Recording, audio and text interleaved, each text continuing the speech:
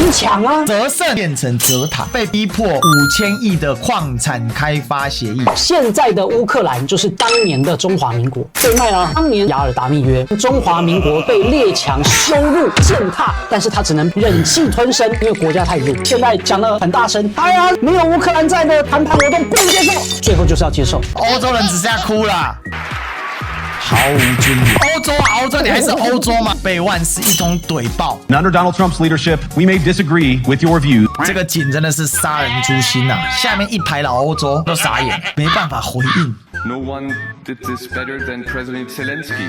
美国不能批评我们欧洲啊，没有人可以做得比泽连斯基总统更好啊！所以万斯是出来打脸这一些假左，土地归属俄国，胜利归属美国，失败归属欧洲，荣耀归属乌克兰。乌克兰让它成为历史吧。川普打了3套牌，第一套牌解除乌克兰问题，欧洲只能唯美是从；第3套牌新门罗主义，据守北美，继续称雄。但第一套牌跟第3套牌用台湾对付中国，如果失败，启动第2套牌，中美俄共同瓜分这个世界。民进党执政的中华民国未来就是重蹈乌克兰的覆辙。所有的 AI 都告诉我们，川普一定会又跟台湾勒索，又跟大陆勒索，最后不排除两岸和平统一。赖清德还在那边叫嚣，我们是棋手哦。所以国务院把反对台独给拿掉，最后叫一叫棋手滚到对方的棋盒里面。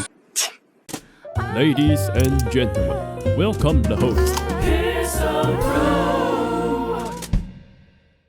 JD Vance 教训欧洲佬，不假辞色，没有任何妥协空间。So I come here today not just with an observation, but with an offer. And just as the Biden administration seemed desperate to silence people for speaking their minds, so the Trump administration will do precisely the opposite. And I hope that we can work. 下面一排老欧洲都傻眼了，这个景真的是杀人诛心呐！你仔细看这一场，全场几乎所有人都看着 JD Vance， 但是没有任何的声音。你就可以知道这时候欧洲佬的内心有多崩溃啊！他是真觉得天要塌下来了。In Washington, there is a new sheriff in town, and under Donald Trump's leadership, we may disagree with your views.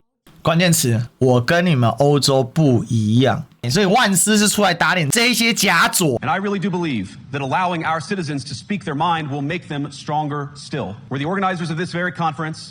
Have banned lawmakers representing populist parties on both the left and the right from participating in these conversations. 这里更狠啊！你慕尼黑安全会议凭什么禁止右翼政党议员加入讨论？那请问明年的慕尼黑会议，右翼的可不可以参加 ？JD Vance 真的是有 MAGA 太子的味道了，确实相当狠辣。而且欧洲敢禁止右翼参加，却是禁止不了右翼的美国参加。Europeans, the people, European leaders have a choice. You can embrace what your people tell you, even when it's surprising, even when you don't agree. And if you do so, you can face the future with certainty and with confidence, knowing that the nation stands behind each of you. And that, to me, is the great magic of democracy. Thank you all. Good luck to all of you. God bless you. 万斯讲完之后，老欧洲的真的哭了。No one did this better than President Zelensky, who has been fighting for these values, democracy, freedom, rule of law for the past 3 years. 他还在捍卫泽伦斯基。关键来了，慕尼黑会议的主席 UN Charter and the Universal Declaration of Human Rights. This order is easy to disrupt, it's easy to destroy, but it's much harder to rebuild. Let me conclude, and this becomes difficult. 他真的哭了。然后你看对比万斯的那个掌声，还真的去台下找抱抱。啊！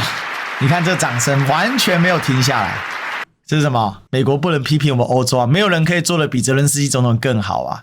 我们的价值观被摧毁了，还能干嘛？欧洲人只剩下哭啦，毫无尊严啊！被万斯一通怼爆，没办法回应。欧洲啊，欧洲，你还是欧洲吗？你就在慕尼黑会议结束之后，泽伦斯基也知道大势将去，所以来了一个以退为进啊。他说愿意放弃总统的职位，换取乌克兰加入北约。当然，交战国是不能加入北约，更何况乌克兰本来就不可能加入北约。所以，如果为了乌克兰我会辞，只要可以加入北约，这相当于泽伦斯基就不会辞了。利用国际的压力、欧洲的支持，把压力丢回去给川普政府，但是有效吗？我就写了一串。择胜直接变成泽塔，这叫最悲哀的国际现实。去年还叫民主自由的圣战士，今年川普一上直接变弃子。不知道台湾那群呢，我们都是乌克兰人的倡议者啊，现在人在哪？泽伦斯基被逼迫5000亿的矿产开发协议，内容比一战输掉后的德国战败条约还要惨。袁世凯的21条与之对比，都叫做救国分子啊，就是抢啊！乌克兰这是不是雅尔达密约被卖了？但泽伦斯基能拒绝吗？不行啊！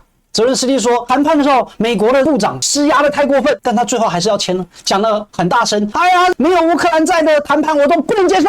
最后就是要接受，你不接受，美国立刻给你断炊，你现在军人的钱都发不出来。那川普讲得很白啦，你泽伦斯基，你4%仔同选呢，就把你换掉，都有可能发生。所以这就是泽伦斯基跟乌克兰的悲惨命运。现在民进党执政底下的中华民国，未来总有一天也会面临着被背叛跟出卖的命运。我都问了所有的 AI， 没有一个 AI 说美国会保护住台湾，除非川普是不理性决策。所有的理性决策都告诉我们，川普一定会又跟台湾勒索，又跟大陆勒索，最后不排除两岸和平统一。现在的乌克兰就是当年的中华民国。那雅尔达给我的感觉，当年的中国积弱不振，所以人家上谈判桌，中国是在门外的。当年中华民国多么的被列强羞辱践踏，美国跟苏联谈好了出卖中国的利益，中国你只能够被迫接受。蒋中正得到这个消息的时候，但凭什么？但是他只能忍气吞声，因为国家太弱。现在谁敢逼迫中国做这种事情？所以中国站起来，中国强大，中国富强，中国了不起，中国人民抬得起头来了。我觉得这个就是100年以来最大的进步跟最大的不同。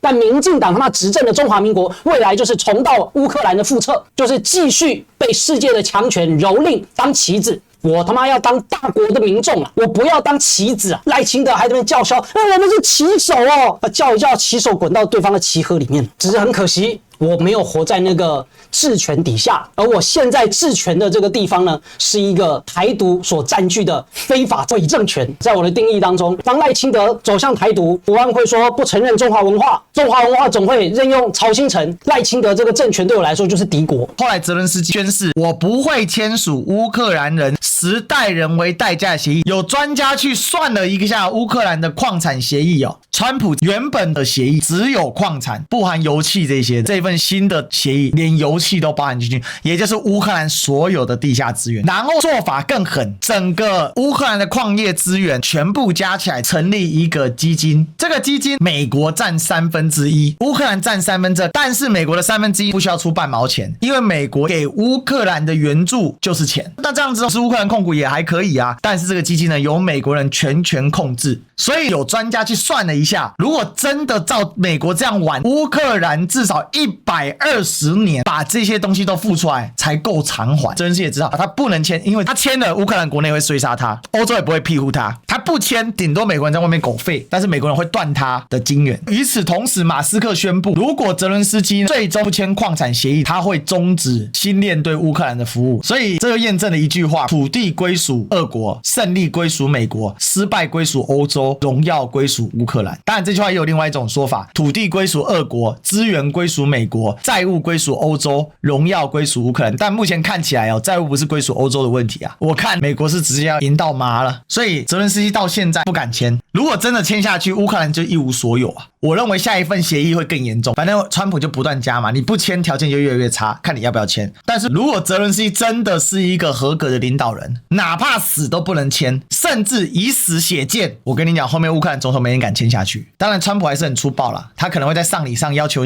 代理乌克兰总统赶快签。但问题，川普不爽泽连斯基已经非常的久，因为泽连斯基在川普跟拜登选举的时候，公然站对拜登 Harris， 还跑去宾州的弹药生产工厂耀武扬威一段，还在炮弹上签名，我不知道他在想什么。所以泽连斯基他是个政客，但他绝对不是个政治家，因为他非常短视，他没有办法给自己留有余裕。你看哦，埃及跟约旦都没有屈服，最终川普的加萨愿景计划突然又搁着了，他忘记了嘛，或者是他先摆着了嘛，所以约旦最后只接收了2000名加萨的病童。那这个事情对约旦并不难嘛，因为约旦已经收了200万的巴勒斯坦人，多2000病童有什么差别呢？还可以安抚境内巴勒斯坦人的情绪。所以约旦他是以小利谋取大义，而且还赚到了小利，约旦就拖过了这一关了。约旦国王很惨，约旦国王是穆罕默德默圣的直系后代啊，身份最崇高的君主，被川普当小孩子在训啊，可是人家撑过那一关啊。那泽连斯基呢？那我必须讲，作为中华民族的一份子，我是极其痛恨帝国主义，所以我这边带有一点个人的情绪啊。但我们还是得讲问题的源头。当乌克兰用意识形态面对问题的，而非实际处理问题的时候，这个结局早就已经注定了，差别只在于时间的长短跟代价的多寡而已。所以如果两岸要开战，那赖总统会辞职换和平吗？简单来讲，这一轮交易，美国为什么拉拢俄罗斯？在川普、普丁的世界观里面，世界上可以划分成4个级，分别是美国、中国、俄国跟欧洲。欧洲已经不算一级了。川普第一任政策，老大拉老三，教训老二，拉拢俄国去怼中国，然后把欧洲变小弟。拜登的逻辑是冷战思维，所以敌人是俄罗斯，所以老大拉老三去对老二，这是拜登逻辑。川普要把这个给翻转，这是第一层次。那川普看到的是中国才是最强的那个对手，所以欧洲直接仆从化、万斯去驯化的逻辑在，然后积极的跟俄罗斯联手来对付中国，这叫老大拉老三对付老二。欧洲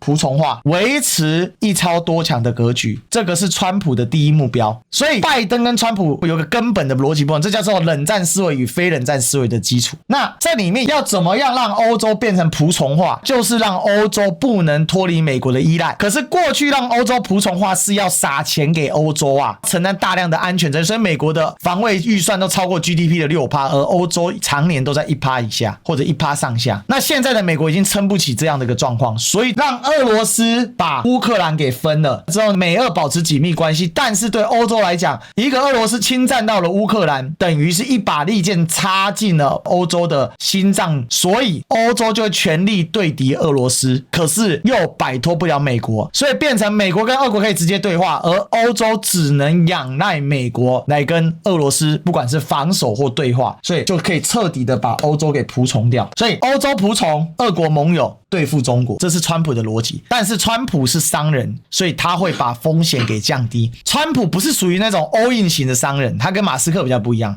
但马斯克其实 all in 也不能算 all in， 他也是留一手。问题出现一个状况，现在的中国已经不是川普第一任期的中国，中国太强了，连 BBC 都写了2025中国制造。所以关键来了，现在的美国打了3套牌。第一套牌先解除乌克兰问题，因为乌克兰问题太烧钱了，一旦俄罗斯分了乌克兰，美国赚了矿产，俄国得了土地，欧洲是输家，乌克兰让它成为历史吧。结果就是欧洲只能唯美是丑嘛，而且还被美国继续剥削，也无法跟俄罗斯讲和，无法回到梅克尔时代。俄罗斯的廉价能源、稳定的欧俄地缘政治、广大的俄国加中国市场，欧洲只剩被美国盘剥的份，所以把欧洲给虚化。这是他的川普的第一套牌。底牌第3套牌，也就是背牌，川普一上来干的事情，退缩回到美洲，也就是新门罗主义。关键要拿2个小地方降2个大地方。2个大地方是指加拿大跟墨西哥完全服从在美国之下，所以拿关税威胁加墨。加墨本来就小弟，彻底的沦为仆从化。第二个2个小地方，一个是巴拿马，一个是格陵兰，这样就巩固了至少美国在中美洲以北到北极圈整个地理区域绝对安全的存在。也就第3套牌叫做据守北美，继续称雄。最后第1套牌加第3套牌对付中国，如果失败的话，启动第2套牌。但第1套牌跟第3套牌用的工具就是台湾，所以国务院把反对台独给拿掉了。那第2套牌就是中美俄共同瓜分这个世界，马斯克是这一切的关键。马斯克藏了他老部在上海，还在当 OPPO 的手机代言人。马斯克这个人没有那种称霸的野心，只有活络做生意，跟哪有力往哪走。所以川普用了一堆官员，包括他的商业部长鲁特尼克，这些人都在中国的大生意啊。所以3套牌叫保底，第1套牌叫主攻，第2套牌叫做退而求其次，跟中国讲和不是不行。最近川普已经跟马斯克有放出这样的风声，说可以激烈竞争，但不一定要绝对冲突，因为中国已经不是上一届他上台时候的中国了，时代已经变了。